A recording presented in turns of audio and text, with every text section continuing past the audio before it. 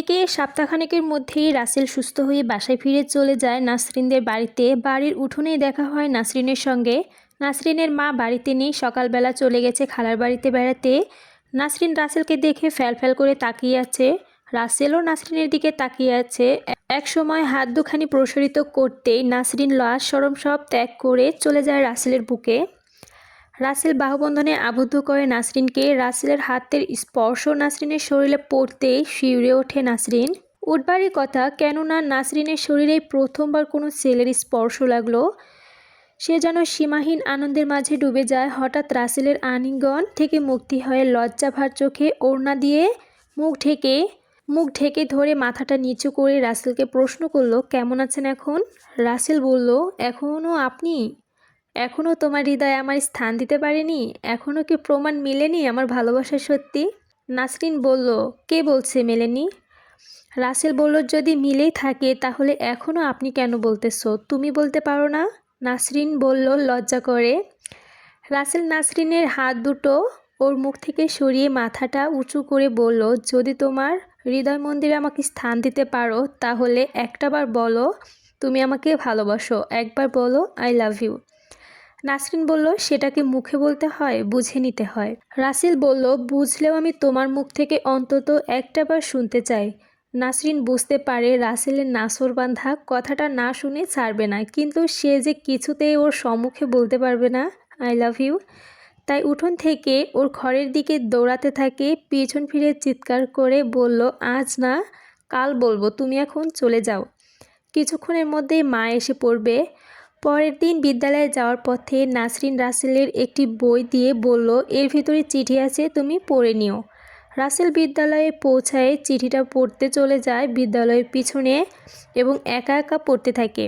প্রিয়তম রাসেল, পত্রের শুরুতে রইল আমার বুকের ভিতর প্রেমের বাগানে গোলাপ গাছগুলো থেকে তোমার পরশে ফুটে ওঠা হাজারো গোলাপ ফুলের শুভেচ্ছা, আর সেই সাথে আমার অন্তরের অন্তঃস্থল থেকে তোমার জন্য সৃষ্টি অফুরন্ত ভালোবাসা। কেমন আছো রাসেল? আমি তোমাকে আমার জীবনের সঙ্গে না জড়ানোর জন্য যে মিথ্যা বলে অপরাধ করেছি সেটার জন্য প্রথমে তোমার কাছে ক্ষমা চেয়ে নিচ্ছি। রাসেল, আমি জানতাম না তুমি আমার কথা বিশ্বাস করে এমনটি করবে। জানতাম না তুমি আমাকে এত ভালোবাসো, আমাকে পাবার জন্য তুমি এত কষ্ট সহ্য করতে পারবে।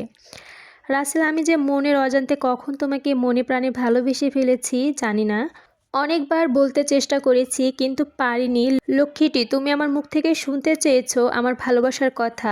এই যে মিস্টার, কোনো মেয়ে যদি কোনো ছেলেকে ভালোই না বাসে তবে কি অমন করে তার বুকে ঝাঁপিয়ে পড়তে পারে? তুমি বলো, তারপরেও যখন তুমি আমার মুখ থেকে শুনতেই চাও তখন তুমি কি আর অবজ্ঞ থাকতে পারি? আমার অনেক সাধনার পাওয়া মানুষটার কথা কিন্তু মহাদয় আমি যে সরাসরি তোমার সম্মুখে বলতে পারবো না, তাই চিঠিতে লিখে জানালাম, I love you Russell, I want you, you are my life and you are my date. এবার তোমার চিঠির কথায় আসি। তুমি লিখেছ আমার গান শুনতে তুমি মুগ্ধ হয়েছিলে। রাসেল, আমি জানি না আমি কেমন গাইতে পারি, তবে নিজেকে ধন্য মনে করছি যে আমার গান শুনতে অন্তত তুমি মুগ্ধ হয়েছিলে। রাসেল, আমার খুব ভয় হয় যদি আমি তোমাকে না পাই। জানি না আমার প্রেমের পরিণতিটা কি হবে। পরিণতি যাই হোক, আমার অন্তরে যে তোমাকে বসিয়েছি, জীবনের শেষ মুহূর্ত পর্যন্ত আমি তোমারই থাকবো। রাসেল, তুমি জেনে রাখো, মেয়েরা যাকে একবার মনে প্রাণে ভালোবাসে কখনোই পারে না তাকে ভুলে যেতে। আমিও পারবো না তোমাকে ভুলতে। শুধু তুমি আমাকে ভুলে যেও না, আমাকে কষ্ট দিও না, আমি তোমাকে ছাড়া বাঁচবো না। লক্ষ্মীটি, ভালোবাসা থাকে বিশ্বাসে, তাই বিশ্বাসের উপর আমাকে রেখো, কারণ ভুল বোঝো না আমাকে। লক্ষ্মীটি, খাওয়া দাওয়া ঠিকমতো করিও, ঠিকমতো লেখাপড়া করিও। সামনে তোমার পরীক্ষা, রাত জেগো না, তাহলে শরীর খারাপ করবে। আর বেশি কিছু লিখলাম না, তোমার শরীর সুস্থতা কামনা করি।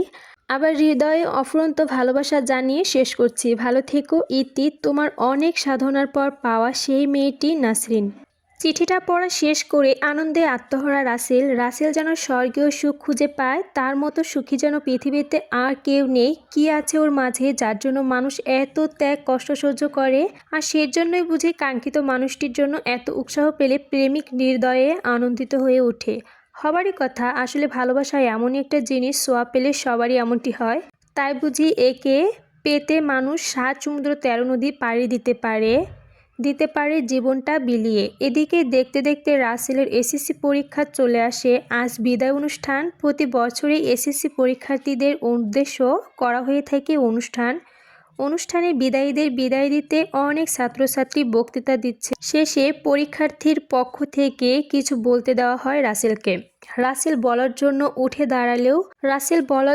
উঠে দাঁড়ালেও যখন মনে পড়ল আগামীকাল থেকে আমার আর এই বিদ্যালয়ে অন্তর্ভুক্ত নই, তখনই ওর দু চোখ বেয়ে গড়িয়ে পড়ল অশ্রু।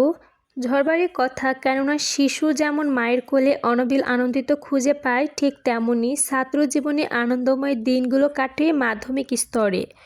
ওখানেই পার হয় ছাত্র জীবনের কত না স্মৃতি, আর সেখান থেকেই বিদায়। ভাবতে হু হু করে কেঁদে ওঠে রাসেলের মন। রাসেল কিছুই বলতে পারছে না। প্রধান শিক্ষক বিষয়টি বুঝতে পেরে বসতে বলল রাসেলকে। পরে শিক্ষকের মধ্যে অনেকেই বক্তব্য দিল। অনুষ্ঠানের শেষ পর্যায়ে পরীক্ষার্থীদের পরীক্ষার সামগ্রী উপহার দেওয়া হলো। অনুষ্ঠান শেষ করা হলো। প্রায় সন্ধ্যা হয়ে গেল। সকল ছাত্রছাত্রী চলে গেছে। শুধুমাত্র রাসেল নাসরিনের সঙ্গে দেখা করতে বিদ্যালয়ের মাঠে আমগাছটির নিচে দাঁড়িয়ে এদিক ওদিক খুঁজছে। কোথাও নেই নাসরিন। হঠাৎ চোখে পড়ল হলরুমে। রাসেল দেখতে পায় হলরুমের দরজায় নীরবে দাঁড়িয়ে আছে নাসরিন। রাসেল নাসরিনের সঙ্গে দেখা করতেই ফুঁপিয়ে ফুঁপিয়ে কেঁদে উঠল নাসরিন। কি হয়েছে, কাঁদছো কেন? প্রশ্ন করে রাসেল। রাসেলের কোনো প্রশ্নের উত্তর দিল না নাসরিন, শুধু কাঁদছে। রাসেল বলল, আরে বাবা, কি হয়েছে বলবে তো? রাসেলের কথায় নাসরিন কান্না আরও বেড়ে যায়। নাসরিন কান্নার স্বরে বলল, তুমি তো আর বিদ্যালয়ে আসবে না, নিয়মিত দেখা হবে না, তাছাড়া পরীক্ষা দিতেও চলে যাবে শহরে, জানি কবে আসবে। রাসেল, তোমাকে ছেড়ে দিতে একটু মন চাইছে না বলেই মাথা এলিয়ে দেয় রাসেলের বুকে। রাসেল আলিঙ্গনে বন্ধন করে নেয় নাসরিনকে এবং সান্ত্বনা দেওয়ার জন্য বলে, কে বলছে আসবো না? প্রতিদিনই আসবো। নাসরিন, তুমি হয়তোবা জানো না আমি যেখানে থাকি, কিন্তু আমার মনটা থাকে তোমার ওই দেহের মাঝে। তাছাড়া মাত্র তো কয়েকদিন, পরীক্ষা শেষ হলে আবারও চলে আসব। লক্ষ্মীটি, আমার জন্য চিন্তা করো না। কথাগুলো বলতে বলতে রাসেলের নয়ন দিয়ে অশ্রু গড়িয়ে পড়তেই বুঝতে পারেনি সে। রাসেলের চোখের জল নাসরিনের পিঠে পড়তেই ছেড়ে দেয় দুজন দুজনকে। রাসেলের চোখে পানি দেখে নাসরিন ওর ওড়না দিয়ে মুখটা মুছে দেয়। রাসেলের দুই হাত দিয়ে নাসরিনের চোখ মুছে দেয়। নাসরিনের হৃদয় ভেঙে যাচ্ছে, মুখে হাসি আসছে না। তারপরে দুঃখগুলোকে বুকে চেপে রেখে হাসি মুখে বিদায় দেয় রাসেলকে।